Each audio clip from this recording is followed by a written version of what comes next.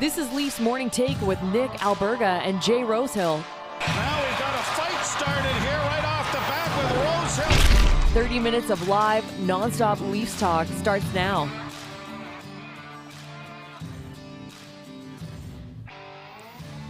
At last, we've reached the culmination of an 82-game odyssey. We are here, folks, and the Stanley Cup playoffs get underway next week with first the season finale on Broadway tonight, and that's what I'll tee up throughout this show. It's the Thursday edition of Leafs Morning Take, presented by Botano and Skip. Nick Alberga with you. As you can see, no Jay Rosehill today, but don't worry, he'll pop by in about 5 or 6 minutes with another edition of Three Hits with Rosie. He'll lay out what he's been seeing, what he wants to see, and just the general scope of the Stanley Cup playoffs in general. Rosie will be back tomorrow. By the way, we're going to have a full preview of that first-round matchup with Tampa coming up tomorrow, so make sure to check out the show coming up on Friday. Remember to subscribe, tap that like button, leave us a review wherever you're checking us out, at the Leafs Nation 401 on YouTube, as producer Alex puts on the screen right there. If you're watching right now, listening right now, and are not subscribed, at the Leafs Nation 401. Additionally, we're available wherever you find your podcast, so make sure to check us out. Leafs Morning Take, where you can search us wherever you find your podcasts. Don't forget to visit theleafsnation.com for the very latest on all things Toronto Maple Leafs. Thoughts, comments, questions, or concerns. You can drop us a line in the chat down below here on YouTube. We'll get to them a bit later on in the show. Got a special guest for you all today, back on Saturday. What a wonderful story for all those aspiring to one day play in the NHL, as you see on your screen right there. Coming up in 10 minutes or so, Leafs EBUG Jett Alexander, who got his moment on Saturday, and that's beyond belief. Pretty impeccable stuff against the Montreal Canadiens. So we'll catch up with Jett in about 10 minutes from now, who is certainly the talk of the town in Toronto the last week or so. So Jett Alexander is coming up in about 10. For now, let's get over the boards.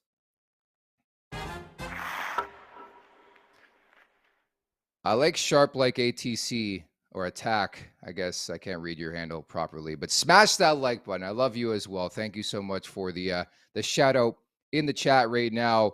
It's the season finale, folks, and to me, it's all about one thing and one thing only. Mitch Marner and his quest for 100 points. I couldn't believe it. This has only been done by 3 different players in Maple Leafs franchise history. Granted, Sittler and Gilmore did it twice. Austin Matthews with 106. So Marner could hypothetically become the 4th Maple Leaf in franchise history. And I've got nothing wrong with a bit of selfishness sometimes, especially when you look at the body of work, the season Mitch Marner has put together. He is chasing down history tonight.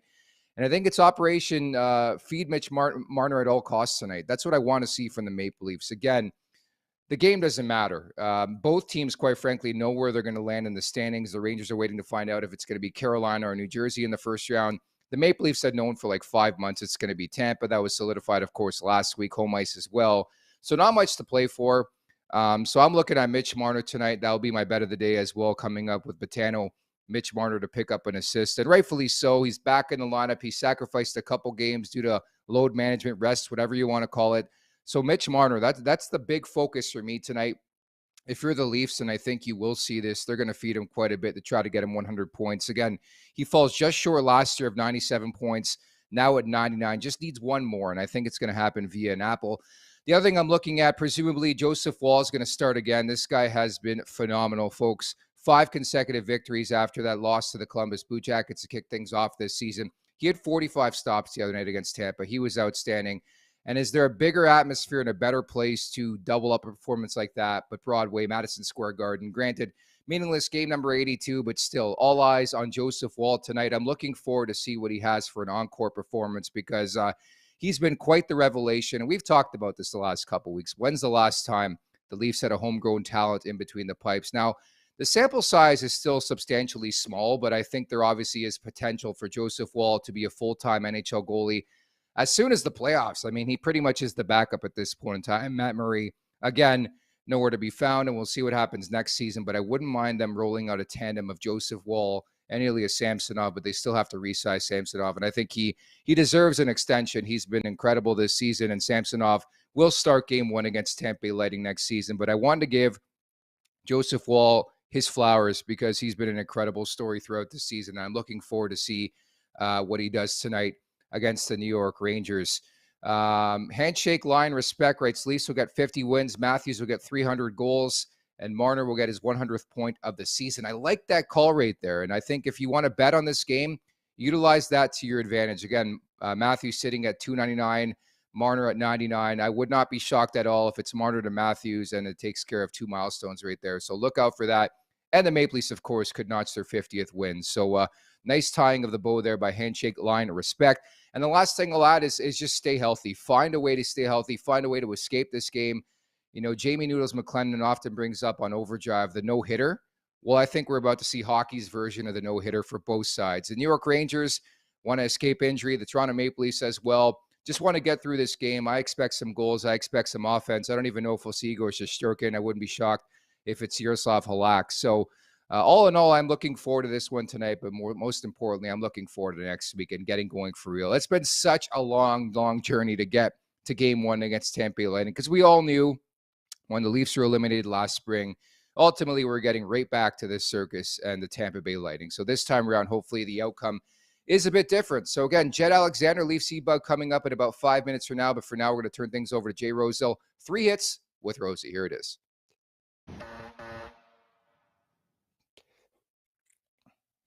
Okay, 3 hits with Rosie. I'm starting off where you think Matthew Knies, I'm sorry, is a fucking stud.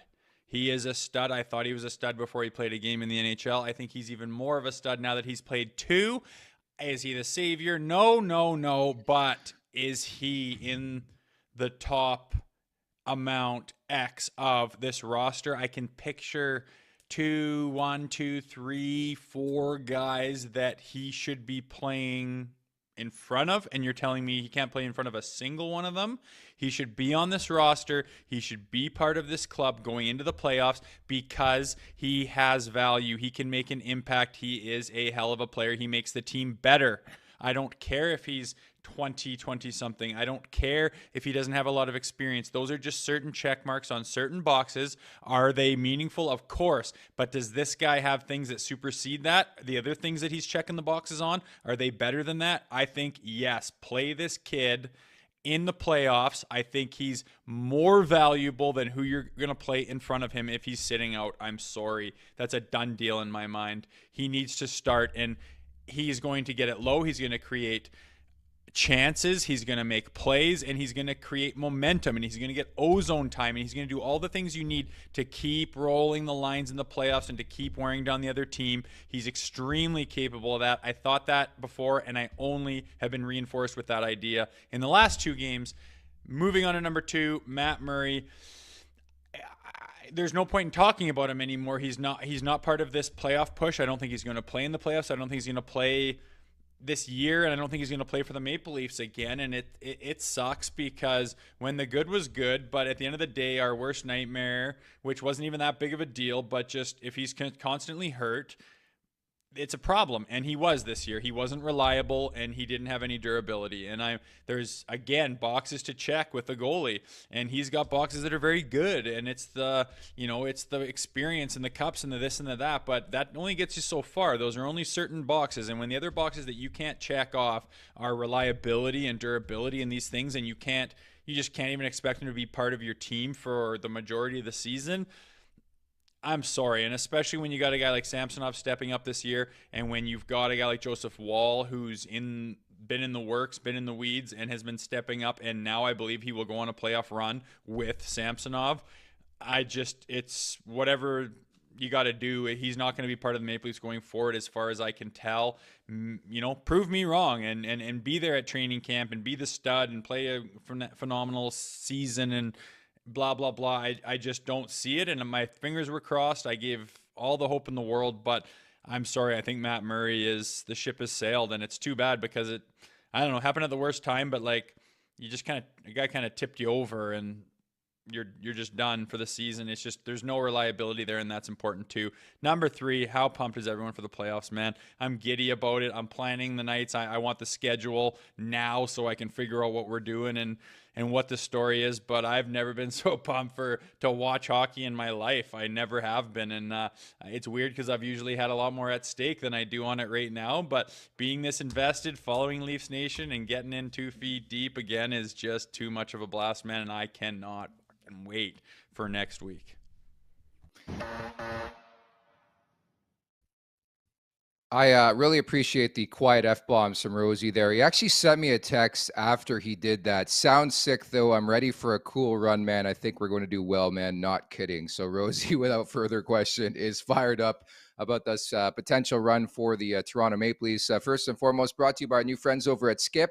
Happy to tell you about Mitch's Dishes by Skip using the promo code TLN15 on the Skip the Dishes app. You'll get $15 off when you spend $30 or more on Mitch's Dishes.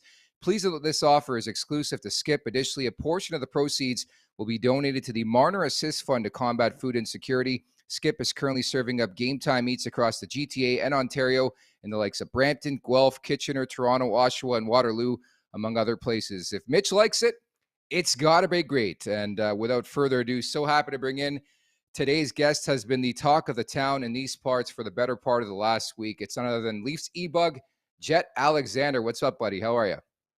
Hey, thanks for having me. My pleasure, man. So be honest, how many times have you checked out and refreshed your hockey DB since last Saturday? Actually, I don't think I've looked at it. In all honesty, I know right after the game, that Hockey Night in Canada interview, they showed me it and it was already updated, which was pretty cool. But yeah, since then, I actually haven't gone back and looked. I've kind of just been trying to go on my phone the least amount as possible because it was kind of overwhelming. Yeah, I'm sure it's a lot different if you're not used to that sort of life. And I don't know about you. I know you're wifed up or whatever. My Tinder bio, dude, would be changed like within seconds. Like I get off the ice, I'm already refreshing, uploading new pictures, the bio, the everything, you know? Yeah. Yeah, obviously a bit of a different scenario for me. My Yeah. girlfriend was there in the stands and stuff. So yeah, I don't have anything to update in terms of that. That's fair. I love the humble nature that you bring to the table, man. First and foremost, congratulations. Thanks so much for doing this. I mean, just an amazing story. So I want to walk the timeline here, if you will. How did you initially link up with the Leafs? Because you've practiced with this team quite a bit over the last couple of years, right? Yeah, honestly, it's all just kind of pretty much through U of T. Just being in the GTA.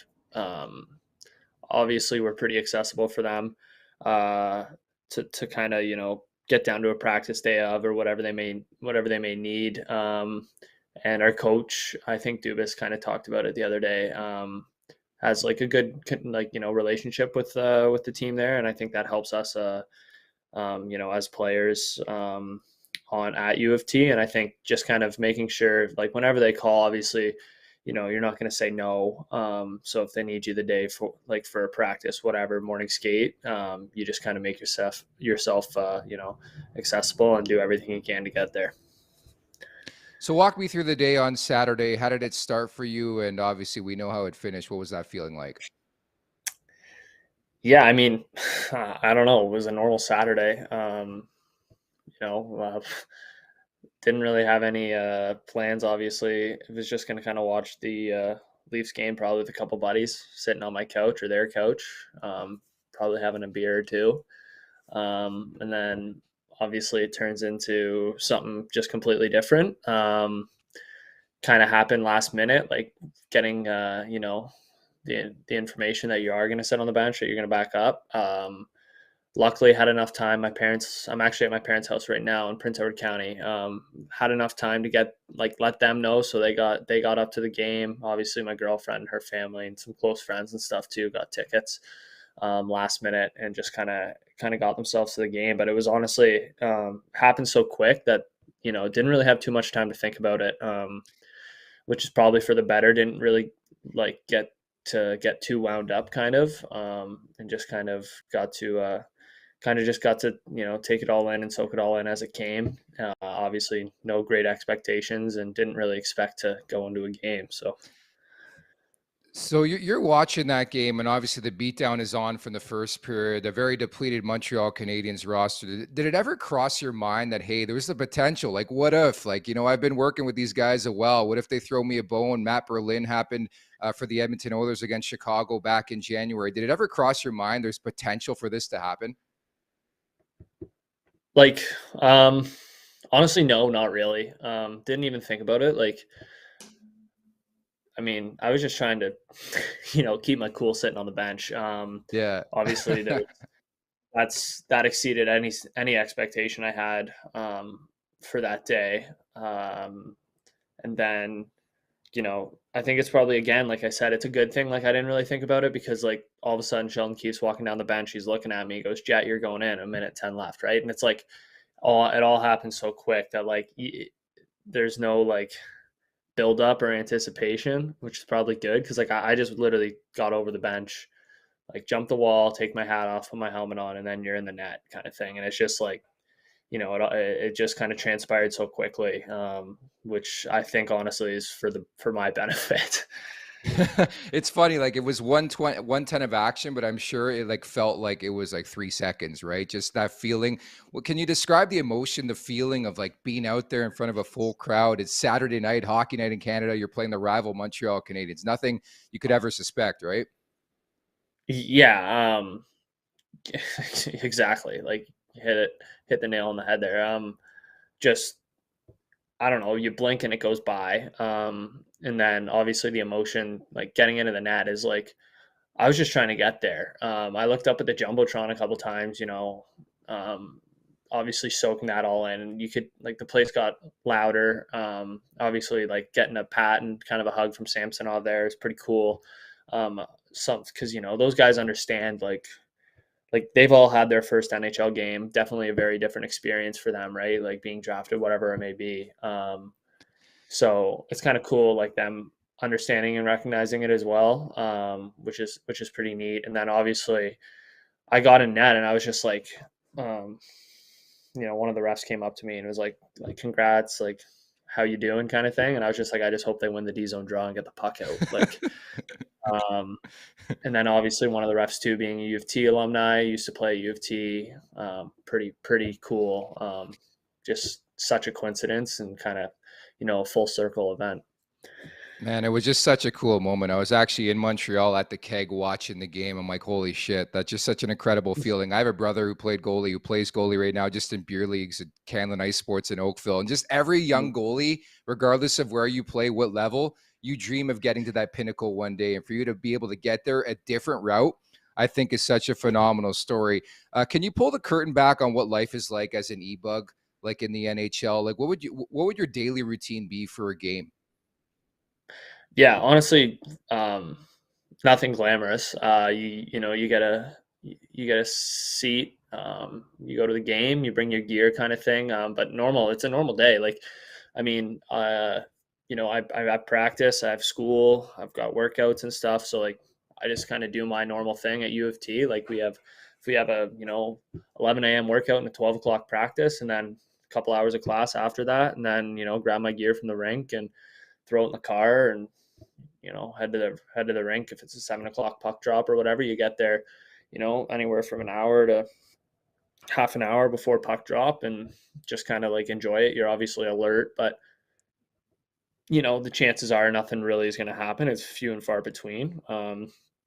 So that like it's pretty much a normal day. Obviously Saturday a bit different. A little bit more preparation was involved and stuff, I guess, on my part. But being in, like, there's just a rotation of guys in the GTA and that play at U of T or TMU, so you just you get a certain amount of games a year, and you got to show up with your gear, kind of. Full credit to you, man. I'd be fucking downing beers, hot dogs, poutine hot dogs. The popcorn at Scotiabank Arena, man, is next level. I'm sure you've dabbled a bit on that, but it's just so cool that you got your moment, your opportunity. And I just always wonder from that perspective, the EBUG, like what they do during a game, because it always seems to happen to this Leafs team. And I was actually there broadcasting when the David Ayres game took place. And this wasn't your first time popping into a game, right? You played for the Avalanche. Was it earlier this season? 20 last year, 21, 22. Yeah. That was kind of a little bit similar, I guess. One of their goalies got hurt. I think it was Kemper got hurt morning skate that day. Yeah. And again, like, I was on the ice. I remember it was a Wednesday, so I had like a 12 o'clock practice. I get off the ice, I get out of the room. It's like 1:30, and like, you have a missed phone call. They're like, hey, you call them back, and they're like, yeah, we might need you to back up tonight, definitely, or probably for warm up. We're trying to get our guy. Like, so that was a bit different because they were waiting on a guy from the AHL and getting him in. So I just took warm up, and then basically got undressed afterwards and went and sat in the stands, which was pretty cool. Because I remember that game, like sitting in the stands afterwards and nobody having any idea who I was, like, because I was just on the ice, no one recognizes you. I go and sit in the stands, and I was just like a normal civilian. So that part was pretty funny, obviously, a little bit different, but yeah, kind of cool that I've got to do it a couple times now. So you don't have to answer this question in full, but I've always just been so curious. Like, how much do you get for signing an amateur contract? If you don't want to answer that, like, what kind of perks did you get? Like, you obviously got your jersey. What are you going to do with that? Did you get some signed memorabilia and stuff like that, or did you just stay away from that? Yeah, I mean, I might skip the first part. Okay, fair And enough. then obviously, I got to keep my jersey, my like the sweater, like Gitch stuff like that, like t-shirts, Yeah. shorts. I got my hat. I got the game puck, or one of the game pucks, I guess, which was pretty neat. Even like little stuff like the name bar above your locker, dry stall above your dry stall and stuff, like, so that stuff's pretty cool. Just like little kind of keepsakes, and then obviously like bigger stuff like the jersey. Pretty special to have like a game worn jersey with your last name on it and stuff. So that's definitely something I'll get framed down the road here. Was it enough to take your boys for a peek on King Street West? Can you answer it that way? uh, yeah. So after the game, we didn't even go out. A bunch of the guys, like, I No, was at really? home, pretty lucky. I was pretty lucky. Like 10 minutes after I walked in my door, obviously it was a whirlwind of a night, like doing all the interviews and everything after. And then like, I literally just put a text in our team group chat, and I was just like, hey, my place, come for beers kind of thing. And Yeah. like 10 minutes Yeah. after I got home, like I had guys just filing through the door, and then, close friends that aren't on the team and stuff. And so it's pretty cool that way. I just kind of get to soak it all in. And just kind of enjoy it. And then like it was just kind of back to reality that night, which is what I wanted. I didn't want to have to Yeah. do any more interviews or anything that night. It was all so overwhelming. And then I was just like hanging out with my buddies, and so that part was pretty cool. I'm pretty grateful for that. Well, good on you, because I would have done the gauntlet, marble, two cats, petty cash, laissez-faire, pizza, wine, disco, the entire King Street gauntlet. Last question. What were the boys like behind the scenes? Obviously, I've been covering this team for quite a bit of time. What was it like to play with Matthews and backup Samsonov and all those guys? Yeah, honestly, they're all really good guys. Went out of their way to, introduce themselves, say, hey, like, welcome, have fun, just enjoy kind of thing. Obviously there's no expectations on me really, to do anything crazy. But like they were all like really, really nice. Obviously it's so weird, like watching them on TV, having them on a fantasy team, whatever it is, and then Yeah. sitting in the room with them. But like all really, really nice guys. Obviously I think it helps too, like on the bench, it was pretty loose. Like, I mean, it was, what was it, 4-1 or 5-1 after the second? Like guys were having fun. It was a good night for them. So that was pretty neat. And I think it's just kind of funny. Like I knew this going in, that like they're all just normal guys. They play hockey, like same Yeah. thing. Like, at U of T, where goofy, you like to have your fun in the dressing room, you make fun of each other kind of thing. And then like you get to that level and like they're the exact same. They have their own inside jokes. They make fun of each other. Like they're just, they're the same as us. Like they're a hockey player at the end of the day. And obviously they're just really, really good at what they do. But the same kind of humor and everything like that, which was kind of funny because he just kind of makes you think, like, obviously they're these like, celebrities in Toronto, but they're just normal guys also. You love to hear that. And I think the only disappointing part of this story for me was like you weren't played up as actually being a credentialed netminder. Like obviously you have a background, you're really good, you're one of the best goaltenders in youth sports, 18-19 CJHL goaltender of the year. Do you plan on turning pro once you're done school here? I mean, yeah, obviously right now that's the goal.